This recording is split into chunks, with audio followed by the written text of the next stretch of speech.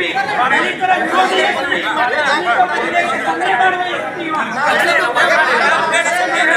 ಬರ್ಲಿ ತಡ್ರಿ ಅವರು ಬರ್ಲೇರಿ ಬಾಬಾ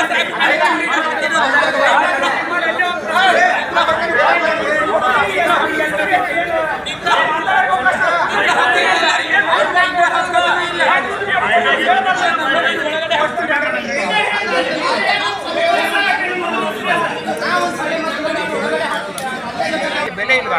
2 ವರ್ಷ ಆಯ್ತು ಬಂದು, ಸರ್ಕಾರದ ಗೈಡ್ಲೈನ್ಸ್ ಇದೆ ಯಾವಾಗ ದಲಿತರ ಸಭೆಗಳನ್ನು ಕರಿಬೇಕು, ಏನೆಲ್ಲ ಚರ್ಚೆ ಮಾಡ್ಬೇಕಂತ ಹೇಳಿ.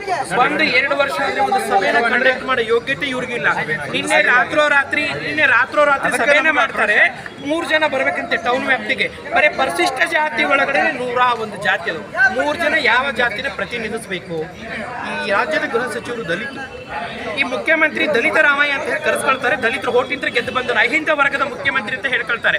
ಆದ್ರೆ ಹಾವೇರಿ ಜಿಲ್ಲೆಯಲ್ಲಿ ನಡೀತಿರ್ತಕ್ಕಂಥ ವ್ಯವಸ್ಥೆ ಏನು? ಇವತ್ತಿನವರೆಗೂ ಮೀಟಿಂಗ್ ಒಬ್ಬ DC ನ ಕರೆಯೋದಿಲ್ಲ. ಎಲ್ಲ ಜಿಲ್ಲೆ ಮೀಟಿಂಗ್ ಆದ್ರೆ DC CO ಬಂದು ಕೂತ್ಕೊಳ್ತಾರೆ.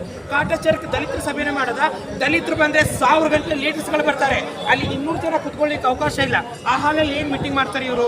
ರಾತ್ರೋರಾತ್ರಿ ಸಭೆ ಕರೆದ್ರೆ ಕೊನೆ ಹಳ್ಳಿಯಲ್ಲಿ ಅಸ್ಪೃಶ್ಯತೆ ಆಚರಣೆ ಇದೆ, ಆ ಜನ ಬಂದು ಏನ್ ಮಾತಾಡ್ಬೇಕು? ಕೊನೆ ಹಳ್ಳಿ ಕಾರ್ಯಕರ್ತರು ನ್ಯಾಯ ಕೇಳಕೋದ್ರೆ ಅವ್ರ ಮೇಲೆ ಕೌಂಟರ್ ಕೇಸನ್ನ ಕೊಡಿಸ್ತಾರೆ. ಅವ್ರು ಯಾವಾಗ ಇಲ್ಲಿ ಬಂದು ಮಾತಾಡ್ಬೇಕು? ಲೀಡರ್ಸ್ ಅಂದ್ರೆ ನಾನು, ಇವರ ಲೀಡರ್ಸ್ ಅಂದ್ರೆ ನಾವಲ್ಲ ರೀ.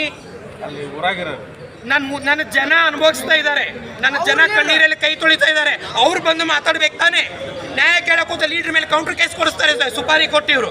ಇವ್ರೆಂತವ್ರಿ ಇವ್ರಿಗೆ ಉಳಿದೆಲ್ಲ ವಿಚಾರ ಗೊತ್ತಿರ್ತೈತಿ, ದಲಿತರ ವಿಷಯಗಳು ಗೊತ್ತಿಲ್ವಾ ಇವ್ರಿಗೆ? ದಲಿತ ವಿರೋಧಿ ಅಧಿಕಾರಿ ನಿಮ್ಮವರು, ದಲಿತ ವಿರೋಧಿ SP ನಿಮ್ಮವರು, ಸಂವಿಧಾನ ವಿರೋಧಿ SP ನಿಮ್ಮವರು. ಧಿಕ್ಕಾರ ಇಲ್ಲ ಇಂಥ ಮನಸ್ಥಿತಿಯ ಅಧಿಕಾರಿಗಳಿಗೆ.